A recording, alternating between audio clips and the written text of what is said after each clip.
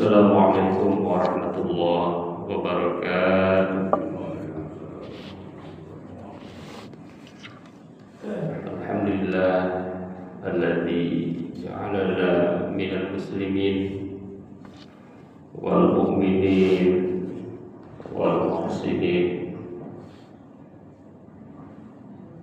was sabirin wal qanitin was sadiqin wal khashi'in wal mutasaddiqin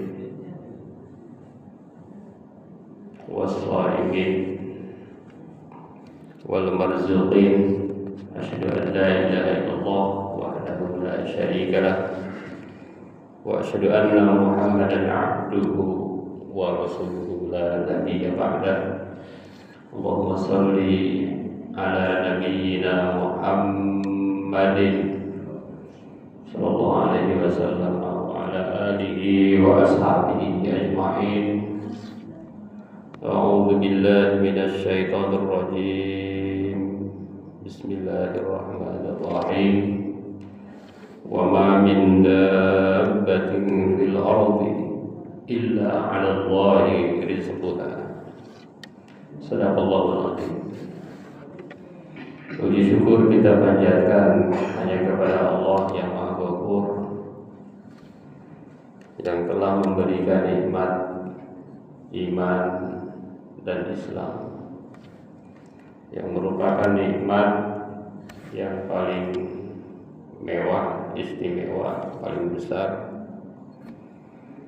yang tidak bisa diukur dengan materi apapun,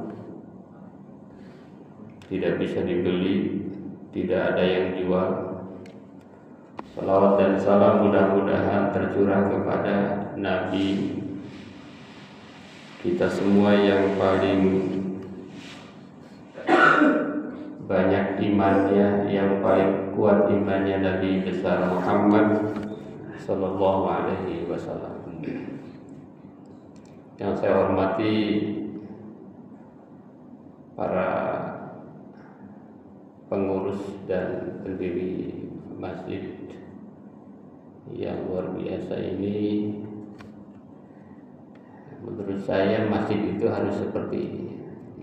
Masjid itu harus nyaman, membuat ibadah tenang, termasuk penceramah nggak usah teriak-teriak, soundnya enak gitu ya. Di masjid itu harusnya ini diantara model masjid. Jadi saya itu udah keliling banyak masjid. Ini alhamdulillah Ustaz ketemu satu masjid yang didirikan oleh pendiri yang luar biasa.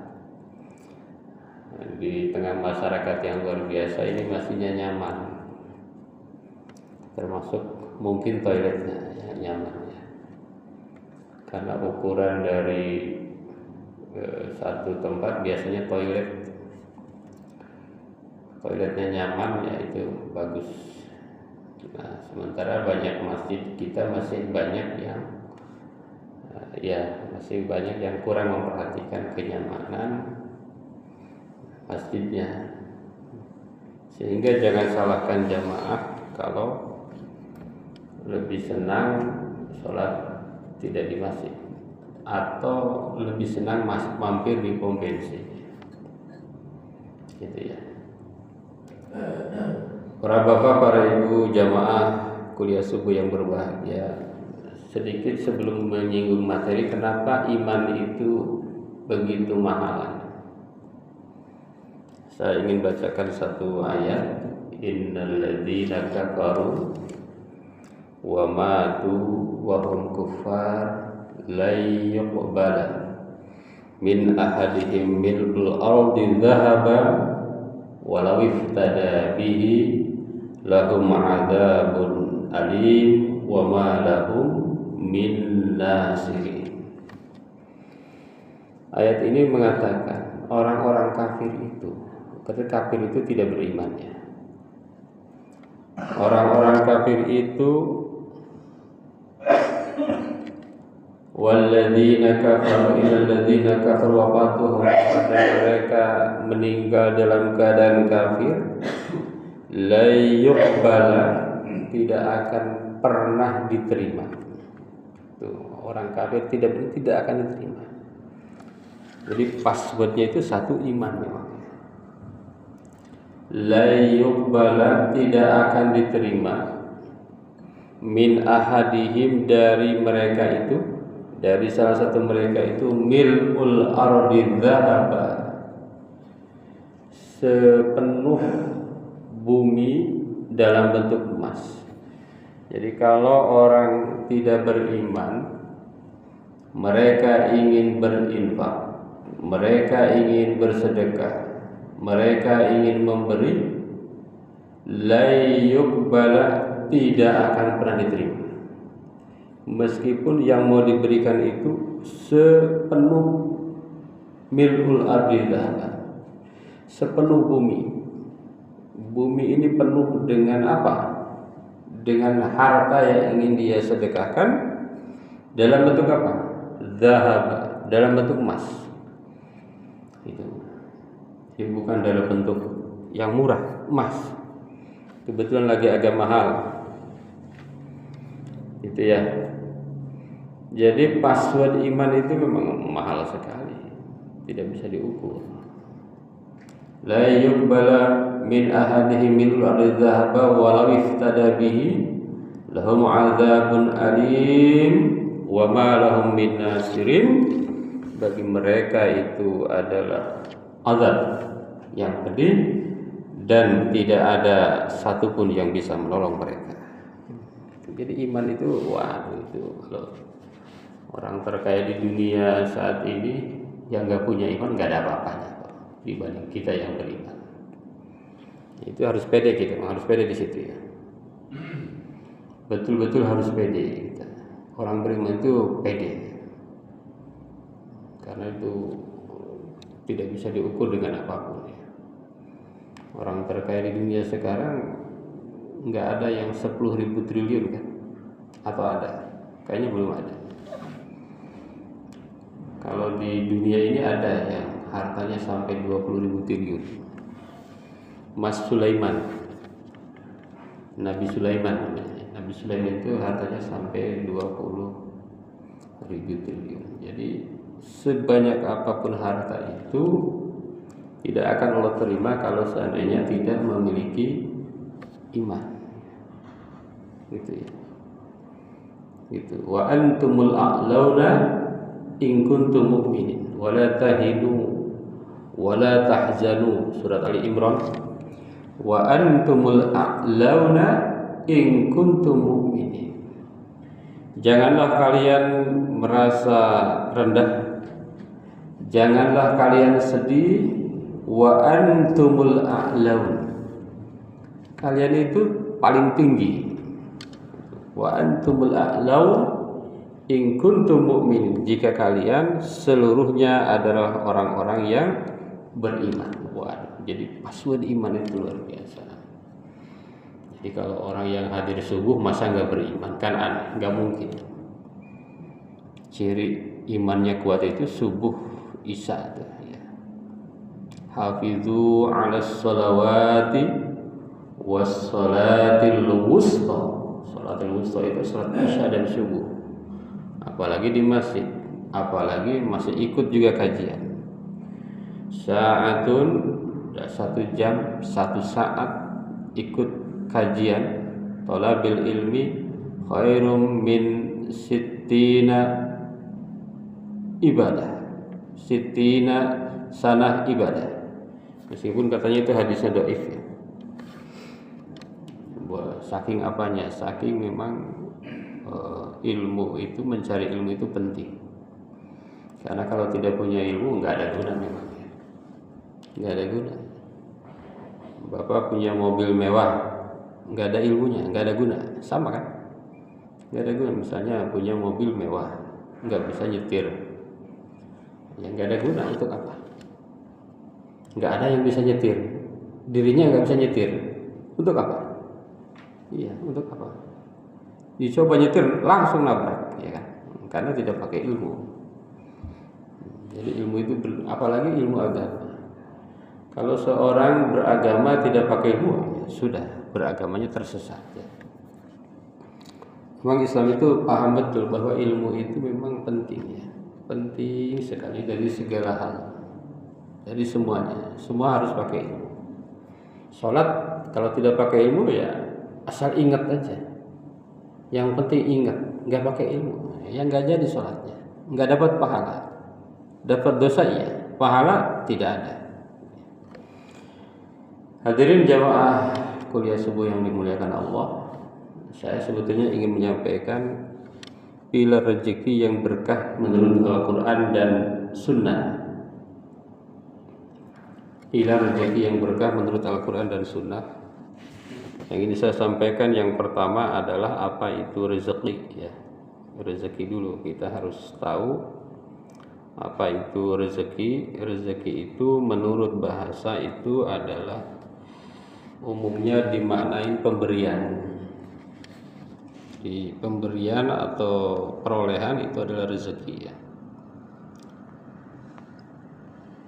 Jadi kalau kita mendapat sesuatu pemberian, rezeki. Mendapat sesuatu keuntungan, itu rezeki. Dalam Al-Quran itu kata rezeki itu diungkapkan kurang lebih 123 kali. Banyak di Quran itu 123 kali. Di kata-kata lain kadang-kadang nggak sebanyak itu. Misalnya kata haji itu nggak sebanyak itu, sedikit. Haji itu sedikit. Apalagi kurban sebentar lagi itu sebetulnya sedikit. Tapi bukan berarti sedikit itu tidak penting. Kadang-kadang ada yang menafsirkan kalau banyak itu pasti penting. Kalau ini banyak itu pasti penting. Kenapa Al-Quran mengungkapkan kata rezeki 123 kali? Maka itu karena penting. Karena penting. Rezeki itu penting. Kalau kita tidak ada rezeki, sulit untuk beribadah dengan khusyuk, dengan baik, ya. Di dalam Al-Quran itu makna rezeki itu ternyata banyak. Di antaranya adalah yang pertama adalah maknanya pemberian. Wa mimma razaqnahum yunfiqun. Dari apa yang kami rizkikan kepada mereka, mereka berinfak. Ya, rezeki di situ artinya pemberian Allah. Jadi kalau kita ini kaya, maka itu adalah pemberian Allah, bukan kehebatan kita, bukan, sangat bukan. Kalau rezeki itu karena kepintaran, maka orang pintar pasti banyak uangnya. Ternyata enggak. Kalau rezeki itu karena capek, maka kuli mungkin paling kaya. Begitu, ya. Jadi rezeki itu adalah pemberian Allah. Atau ayat lain, anfiqu mimma razaqnakum. Berinfaklah dari apa yang telah kami rezekikan, kami berikan. Jadi artinya berikan. Ada dalam surat Al-Baqarah, ya ayyuhalladzina amanu anfiqu mimma razaqnakum min qabli ayyati yaumul la bai'un fihi wala khullatu wala syafa'ah wal kafirun humuz zalimun. Wahai orang-orang yang beriman, berinfaklah dari rizki yang aku berikan, dari sebagian kecil yang aku berikan. Al-Quran bilang sebagian kecil. Kalau zakat berapa persen? Zakat itu 2,5, ya. Gedean pajak, ya. Pajak berapa? Lumayan gede, ya. Kalau pegawai negeri itu golongan 3 5%. Kalau golongan 4 itu 15%. Gitu, ya. Ada sekarang ada 11% PPh dan lain sebagainya ya. Ada pajak rumah mahalnya. Nah, ini rezeki. Suruh infak dari rezeki. Rezeki itu artinya pemberian Allah. Tapi kadang-kadang matematika kita lemah di pembagian. Kalau pengalian itu pintar, tapi giliran pembagian susah. Yang kedua, rezeki di dalam Quran itu ada yang bermakna makanan. Kullama ruziqu minha min thamarati rizqa. Ketika mereka diberi rizki darinya min thamarati rizqa, dari buah-buahan sebagai rizqa. Rizqa itu artinya makanan, sebagai makanan. Kullama ruziqu minha min thamarati rizqa qalu hadzal ladzi ruziqna min qabl. Mereka berkata, ini adalah sesuatu yang dirizkikan kepada kami sebelumnya. Dirizkikan itu belum untuk makanan. Yang ketiga, rizki itu artinya dalam Quran al-matar, artinya hujan. Wa fis samai rizqukum wa ma tu'adun. Di dalam langit itu ada rizki kalian, ada hujan. Yang keempat, makna rezeki itu ada nafkah. Nafkah. Di dalam Quran itu ada kata rezeki yang artinya nafkah. Wa 'alal mauludi lahu rizquhunna wa kiswatuhunna. Bagi anak kita itu ada rezeki. Ada rezeki mereka. Rezeki artinya nafkah. Harus kita nafkahi. Ada yang artinya rezeki itu pahala. Rezeki itu pahala. Wal ahya'un inda rabbihim yurzaqun. Ini ketika berbicara orang yang mati dalam keadaan syahid. Mereka itu tidaklah mati, bal ahya'un inda rabbihim yurzaqun. Ada rezeki juga dimaknai surga. Wa rizqu rabbika khairu wa abqa. Rizki dari Tuhanmu itu lebih baik dan lebih kekal. Maksudnya surga dari Tuhanmu yang akan diberikan kepada orang-orang yang beriman. Ada juga rizki itu bermakna syukur. Wa taj'aluna rizqakum annakum tukadzibun.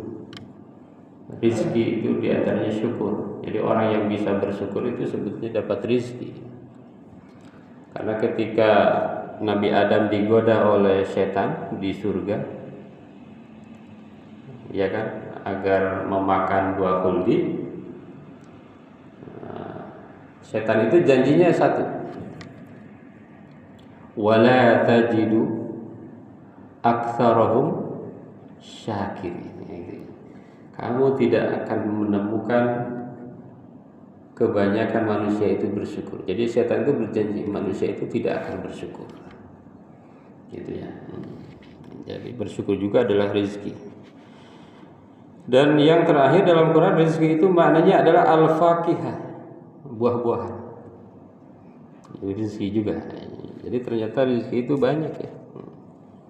Termasuk kesehatan, itu rezeki, keimanan juga adalah rezeki. Jadi rezeki yang berkah. Nah, rezeki yang berkah itu berarti pemberian Allah dalam bentuk apapun yang berkah. Apa itu berkah? Berkah itu an-numu wa ziyadah. Berkah itu adalah tumbuh dan tambah. Jadi kalau sesuatu itu berkah, dia tumbuh tambah. Duit berkah, nambah lagi, nambah lagi. Tumbuh lagi, tumbuh lagi. Misalnya orang kaya sering beramal. Sebetulnya beramal itu enggak harus kaya. Sirra wa alaniyah. Dalam keadaan fisarra'i wad-dharra, dalam keadaan lapang dan sempit. Jadi orang kaya bersedekah, orang miskin juga bersedekah. Fisarra'i wad-dharra'i. Nah, misalnya orang yang punya uang walaupun sedikit atau banyak, tapi dia bersedekah, dia berkah, nanti uangnya akan makin banyak. Itu. Uangnya akan membuat hidupnya nyaman. Uangnya akan membuat kedamaian di keluarga dan seterusnya. Jadi rezeki yang berkah itu rezeki yang tambah dan tumbuh. Tapi dalam istilahnya ya, berkah itu adalah tambahnya sesuatu, ziyadatul khair al-ilahi fi syai'. Tambahnya sesuatu itu yang sifatnya ketuhanan. Jadi ketika hartanya bertambah, tambahnya itu membuat semakin dekat dengan Allah, kira-kira begitu. Jadi kalau tambahnya itu semakin jauh dengan Allah, bukan berkah. Kan sering dengar kata berkah. Walaupun itu istilah berkah itu bahasa Indonesia ya, bukan bahasa Arab. Ada satu waktu ada orang Arab mampir ke kantor saya. Saya bilang berkah. Di kita berkah itu kan keren ya. Mudah-mudahan berkah. Ya. Kata orang Arab itu, kata saya, apa itu berkah? Ma makna berkah? Kata beliau, swimming pool. Apa itu swimming pool? Kolam renang. Karena dalam bahasa Arab, birkah itu artinya kolam renang, kolam renang. Gitu, birkah. Jadi orang Arab nggak bisa nyebut kita kan berkah, ya. Dia itu artinya birkah. Kalau berkah apa dalam bahasa Arab? Barakah. Nah, itu bukan berkah, barakah. Cuma karena udah menjadi bahasa Indonesia nggak ada masalah. Mudah-mudahan barakah. Nah, itu lebih keren sebetulnya. Cuma nggak umum aja. Berkah. Berkah Pak Haji ya. Berkah. Mudah-mudahan berkah. Jarang kita bilang mudah-mudahan barakah. Cuma kalau yang dengan orang Arab, kolam renang. Saya tanya, ya Sayyidi mal alaqah baina swimming pool wa al birkah. Apa hubungan antara kolam renang dengan berkah? Dengan barakah? Kata beliau bahwa kolam renang itu tanda orang berkah. Orang yang hartanya berkah punya kolam renang. Tapi kalau seandainya kolam renangnya itu dipakai untuk semakin mendekatkan diri kepada Allah, dengan berenang dia sehat, dengan sehat dia beramal, dengan sehat dia bekerja, dengan sehat dia bersedekah dan seterusnya. Dengan sehat dia sholat, dengan sehat dia pergi ke masjid dan seterusnya. Hadirin jamaah yang berbahagia, ada 4 poin yang ingin disampaikan. Yang pertama, rezeki itu telah dijamin Allah. Jadi santai aja, rezeki itu sudah dijamin. Wa ma min dabatin fil ardi illa 'ala Allahi rizquha. Udah dijamin. Apalagi sering beramal, bersedekah itu. Janji Allah itu kan ada 3 yang tidak akan pernah gagal. Innal ladzina yasluna kitaballah, 1 membaca Al-Qur'an, wa aqamus shalah, 2 mendirikan salat. Walaupun pamer mendirikan salat itu tidak akan gagal, tidak akan hilang pahalanya. Yang terakhir, wa anfaqu mimma razaqnakum, berinfak.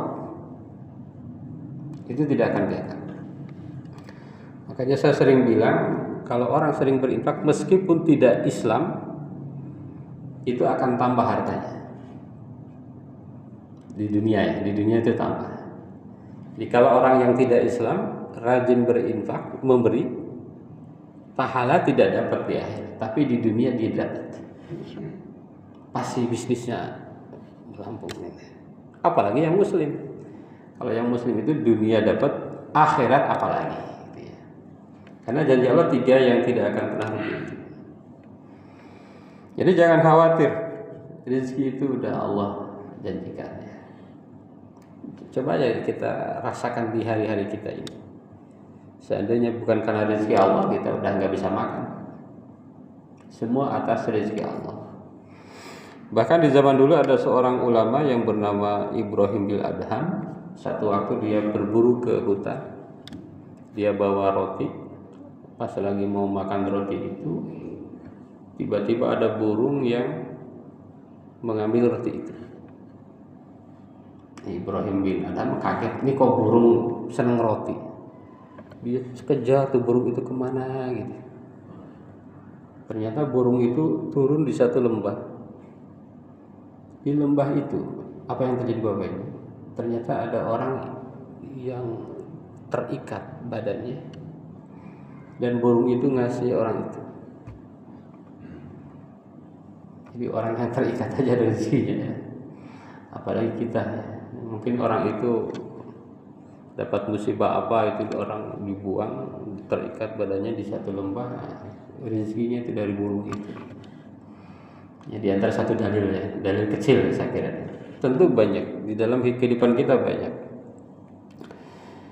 Yang kedua, bahwa takwa adalah jalan menuju rezeki yang tak disangka. Jadi rezeki sesungguhnya itu ketika takwa.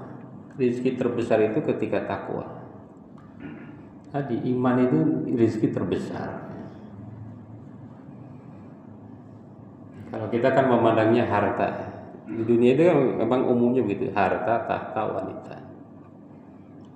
Harta, tahta, wanita itu dianggap rezeki terbesar. Kita jangan menafikan itu, tetapi kita harus lebih yakin bahwa rezeki terbesar itu adalah iman, takwa.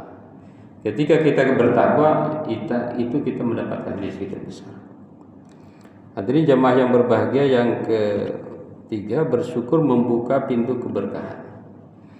Kalau kita ingin rezeki kita bertambah, bersyukurlah. Syukur itu kebutuhan kita. Wa idza adzana rabbukum la in syakartum la azidannakum wa la in kafartum inna adzabi lasyadid. Wa qala Musa in takfuru antum wa man fil ardi jami'a fa innallaha ghaniyyun hamid. Kata Musa, seandainya seluruh manusia di dunia ini tidak ada yang bersyukur, fa innallaha ghaniyyun hamid. Allah itu maha kaya, enggak ada guna syukur Anda. Syukur kita itu untuk diri kita. Yang terakhir, jemaah yang berbahagia, adalah bahwa keberkahan rezeki ada pada kehalalannya. Jadi kalau kita ingin rezeki yang betul-betul berkah, maka carilah rezeki yang halal.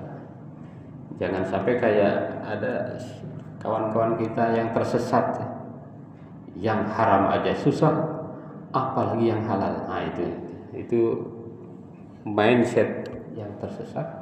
Kenapa? Karena kalau ingin rezekinya itu berkah, kuncinya adalah carilah rezeki yang halal. Para bapak, para ibu jamaah yang berbahagia, mudah-mudahan bermanfaat untuk kita.